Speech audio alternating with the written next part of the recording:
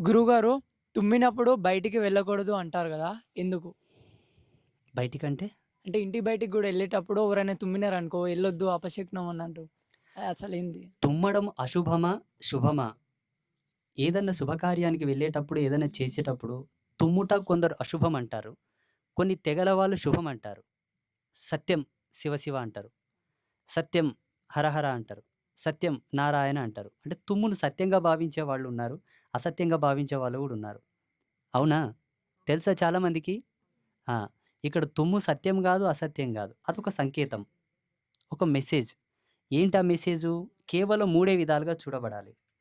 నువ్వేదన్నా ఒక పవిత్ర కార్యానికి వెళ్తున్నావనుకోండి, అప్పుడు తుమ్మొచ్చిందనుకోండి, అది అశుభమని మాత్రం అనుకోవద్దు. లేదా ఏదన్నా నీ స్వలాభం కోసం ఉదాహరణ చెప్తాను. ఎవరేం బాధపడరు గదా!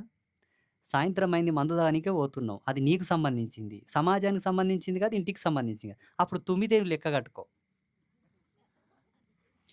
ఇంకోటి ఇంట్లో అన్నీ బావుంటాయి. బయటెవరితోనో కాసేపు గడపాలని పోతుంటావు. తుమ్మొచ్చిందంటే అప్పుడు నమ్ము. ఇది కీడా మంచా చెడా? నీ వ్యక్తిగతమైన దానికి ఈ శకునాన్ని అంటగట్టాలి తప్ప, మిగతా వాటికి ఈ తుమ్ములను దాన్లను అంటగట్టకండి. అంటగట్టొద్దు గూడా, మంచిది కాదు గూడా అది. సైంటిఫికల్‌గా జెప్పాలంటే, మన లంగ్స్‌లో ఒక విధమైనటువంటి నెగెటివ్ ఎయిర్ అనేది ఫార్మ్ అయి ఉంటది. దాన్ని ఒక గ్యాస్ అని చెప్పొచ్చు. ఒక్కసారి హచి! అని తుమ్మినామనుకోండి, అక్కడ ఉన్నటువంటి బరువంతా తుమ్ము రూపంలో బయటికి తీస్తున్నాడు నారాయణుడు. తుమ్ము చాలా మంచిది స్వామి. తుమ్ము చాలా మంచిది. ఆవలింత చాలా మంచిది. దగ్గు చాలా మంచిది. దగ్గడం అనేది ఊపిరితిత్తులకు ఎక్సర్‌సైజు. ఇప్పుడు కపాలభాతి చేస్తారు. ఎట్లా చేస్తారు చెప్పండి యోగాలో? అంటారా? దగ్గు ఊపిరితిత్తులు నాట్యమాడతాయి లోపల.